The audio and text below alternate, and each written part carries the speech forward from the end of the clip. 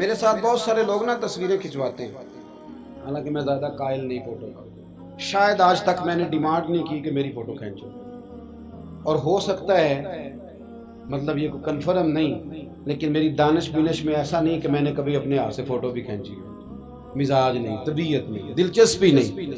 لیکن میرے گاؤں کا ایک موچی ہے، جوتے گانٹتا ہے، اس شخص نے 4 بیٹیاں بیائی ہیں جوتے گانٹ کے، اور میرے ابا جی بتایا کرتے تھے کہ جن دنوں نا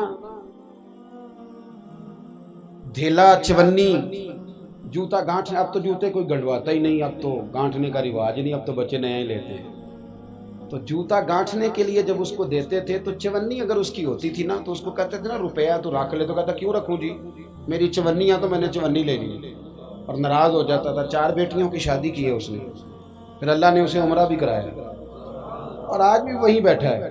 تو میں جب گاؤں جاتا تو میں کہتا ہوں چاچا میں تیرے ساتھ تصویر کھنچوانی ہے، تو مجھے کہتے ہیں پتر میرا تے منہ بھی نہیں تو گیا میرے ساتھ فوٹو، تو میں کہتا ہوں یار تو ایک انسان ہے، تو ایک مثال ہے، جس بندے نے ہاتھ پھیلانے سے نفرت کی ہو، اب تو چندہ ہی چندہ رہ گیا، چندہ ہی چندہ، اس کے علاوہ اللہ معاف کرے کوئی دوسری شے۔ میں گلاسکو میں تھا تو مجھے ایک صاحب کہنے لگے آپ نے کوئی اعلان چلان نہیں کرنا، مدرسہ نہیں ہے؟ میں نے کہا مدرسے بڑے ہیں پر اللہ کا فضل ہے، کیونکہ وہ نبی کریم کے نام کے ہیں تو ہمیں کبھی کمی کوئی نہیں آئی، کبھی نہیں کمزوری آئی، رونے کا مزاج بھی نہیں، وہ چل رہا ہے مدرسہ۔ تو میں نے کہا آپ کیا سمجھتے ہیں جو یہاں آیا ہے وہ چندے لے نہیں آیا ہے؟ کیا مزاج آپ لوگوں نے بنا لیا، اس سے نکلیں۔ وہ بھی کوئی قومیں ہوتی ہیں جو ہر وقت ہاتھ پھیلا کے رکھتی ہیں۔ قرآن مجید نے صحابہ کی تعریف کی، لا یسألون الناس الحافا، وہ لپٹ لپٹ کر سوال نہیں کرتے۔ یہ صحابہ صفا کی بات کی قرآن پاک نے، لپٹ لپٹ کر سوال، خبردار تھوڑے پہ گزارا کرنا سیکھو، عزت کی زندگی جیو گے۔ اور نوجوان بالخصوص یاد رکھیں، اگر وقار سے جینا ہے، سار اٹھا کے جینا ہے اور مطمئن زندگی گزارنی ہے تو پھر اس بات پہ راضی ہو جاؤ جو اللہ نے ہمیں عطا کیا ہے۔ پھر تیرا 5 مرلے کا مکان، اگر تو نے فراڈ کا مکان خریدا ہے نا 6 کنال کا، تو اس سے تیرا 5 مرلے کا وقار والا گھر بڑا شاندار۔ عزت کے ساتھ اگر جینا چاہتے ہو، حاتم تائی سے کسی نے کہا تھا کبھی تو نے اپنے سے بڑا سخی بھی دیکھا ہے؟ حاتم تائی کا نام ہے نا آج تک سخاوت میں، اپنے سے بڑا سخی بھی دیکھا ہے؟ اس نے کہا دیکھا ہے۔ کون سا؟ کہنے لگا میں نے ایک دفعہ اپنے سارے شہر کی دعوت پکائی تو میں چہرے پہ نقاب اوڑھ کے نکلا کہ پتہ کروں کوئی آدمی رہ تو نہیں گیا۔ تو جب میں جنگل میں گیا تو میں نے ایک بابے کو لکڑیاں کاٹتے دیکھا۔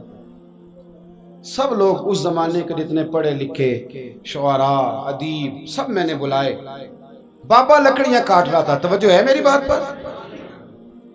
کہتے میں اس کے قریب گیا، چہرے پہ نقاب تھا، میں نے کہا بابا جی آپ کو نہیں پتا آج حاتم تائی کی دعوت ہے؟ کہنے لگا بیٹے پتہ ہے، تو میں نے کہا جانا نہیں؟ تو کہتے بابا نے عجیب جواب دیا، کہنے لگا مجھے نا اپنے ہاتھوں کی کمائی کا چسکا لگ گیا۔ کس کا چسکا؟ ہاں آج کل چسکا یہ ہے کہ کسی کو پارٹی کیسے ڈالنی ہے، کیسے مفت کی روٹی کھانی ہے۔ کس کا چسکا لگ گیا؟ اپنے ہاتھوں کی۔ بولیے۔ میرے نا مدرسے میں ایک لائق بچہ پڑھتا ہے، مالدار گھرانے کا تھا، تو تھوڑی سی نا آپ کو پتہ ہے دوران طالب علمی ہمیں بھی بڑے بہانے آتے تھے، تو یہ چیزیں یاد آتی ہیں تو تھوڑا آگے پیچھے ہوتا تھا۔ مدرسے میں کام ہو رہا تھا تو میں اس کو کھڑکی میں لے کے کھڑا ہو گیا، میں نے کہا بیٹے ایک چیز تجھے دکھانی ہے، جب تیرے سامنے بھنا ہوا گوشت رکھا جاتا ہے تو نخرے کرتا ہے، ادھر بھی آ ایک نظارہ دیکھ۔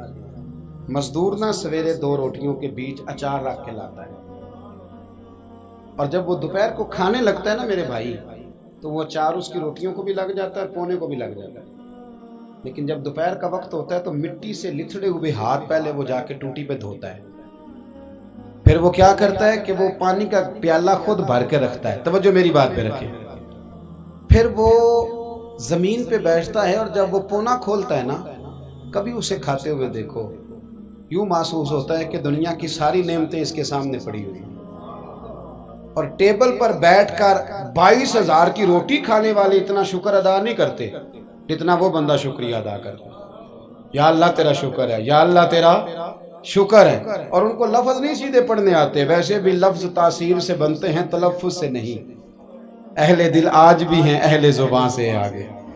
صحیح تلفظ نہیں ادا کرنا آتا، لیکن جب وہ ہاتھ باندھ کے کہتے ہیں نا یا اللہ تیرا شکر ہے، تو یوں محسوس ہوتا ہے کہ روٹی تو اس بندے نے کھائی ہے.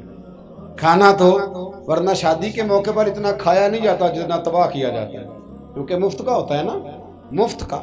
تو یاد رکھیں محنت کی کمائی ایک حسن ہے، ایک وقار ہے. وہ جو بندہ 50 لاکھ روپیہ مہینے کا یا سال کا کماتا ہے وہ تو دیکھتا بھی نہیں بیچارہ پیسوں کو. وہ بینک میں آئے اور بینک سے ہی ساری زندگی اپنی دولت دیکھ سکتا، لیکن جو 600 روپیہ دیہاڑی لیتا ہے نا، اس کو جب شام کو ملتی ہے تو 3 دفعہ ہاتھ صاف کرتا ہے اور 3 دفعہ بسم اللہ شریف پڑھتا ہے، اور پھر وہ جیب میں ڈالتا ہے. پھر وہ حساب کرتا ہے کہ 50 کہاں لگانے ہیں، 60 کہاں. تو خودداری سے جیو، باوقار رہو گے، باعزت رہو گے. حاتم طائی کہتے ہیں مجھے کہنے لگا کہ مجھے ہاتھوں کی کمائی کا چسکا لگ گیا ہے، اب مفت کے دسترخوان پر مجھے مزہ نہیں آتا. تو کہتے ہیں میں تو بس اس کا فدائی ہو گیا. جب میں واپس آنے لگا تو اس نے مجھے آواز دی، میں واپس پلٹا تو کہنے لگا بیٹا آپ بھی دعوت پہ جا رہے ہیں؟ میں نے کہا ہاں. تو اس نے مجھے 5 دینار نکال کے دیے. کہنے لگا یہ لے جاؤ، حاتم طائی کو نہ دینا، وہاں جو آدمی لنگر پکا رہا نا اسے دے دینا، یار بڑے بڑے لوگوں نے روٹی کھانی ہے، چلو میرا بھی حصہ پڑ جائے گا. تو حاتم طائی کہتے ہیں میں گھوڑے سے گر گیا، چہرے سے کپڑا اٹھایا اور میں نے کہا بابا میرے سینے سے لگ، میں تو امیر ہو کے سخی ہوں نا، تو غریب ہو کے بڑا سخی ہے. آج سمجھ آئی ہے تیری سخاوت کی. پڑھیے نا حدیث پاک. حضرت انس بن مالک کہتے ہیں ایک شخص نے آ کے کہا یا رسول اللہ کچھ دیجئے. حضور مجھے کچھ بولیے. اور میرے محبوب کا دروازہ وہ ہے کہ جہاں سے کبھی کوئی خالی گیا ہی نہیں. حضور کچھ دیجئے. تو نبی کریم علیہ السلام نے آج الگ بات کر دی، فرمایا تیرے پاس کچھ بھی نہیں؟ اس نے کہا حضور میرے گھر میں ایک پیالہ ہے اور ایک کمبل ہے اوڑھنے کا.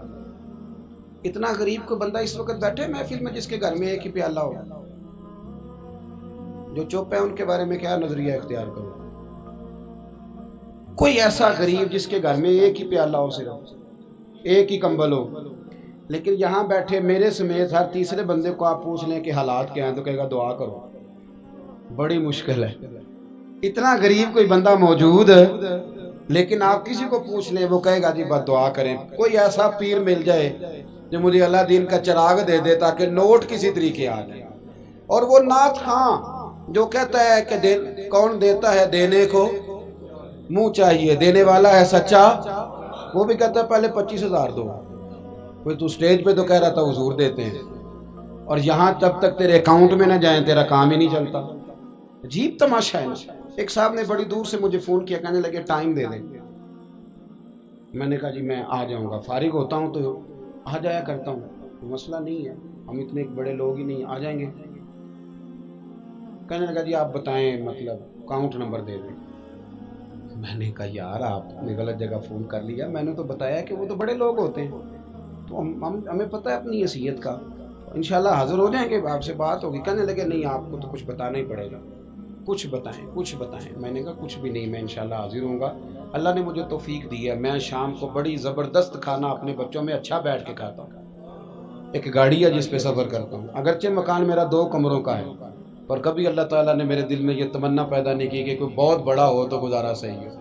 میں بڑی اطمینان بخش زندگی گزارتا ہوں، تو میں آ جاؤں گا. کہنے لگے نہیں تہاڈی مہربانی کچھ دسو. میں کہا 3 کروڑ روپیہ دے چاہے. کتنا جی؟ اللہ جانتا ہے ہنسانے کے لیے بات نہیں کر رہا، اور مسجد میں اونچا ہنسے بھی نہ. کتنے دیں؟ جی یہ تو آپ نے کیا کہہ دیا. میں نے کہا یار اگر میں نے اپنے لفظ ہی بیچنے ہیں تو اب میں 25-40 ہزار میں بک جاؤں.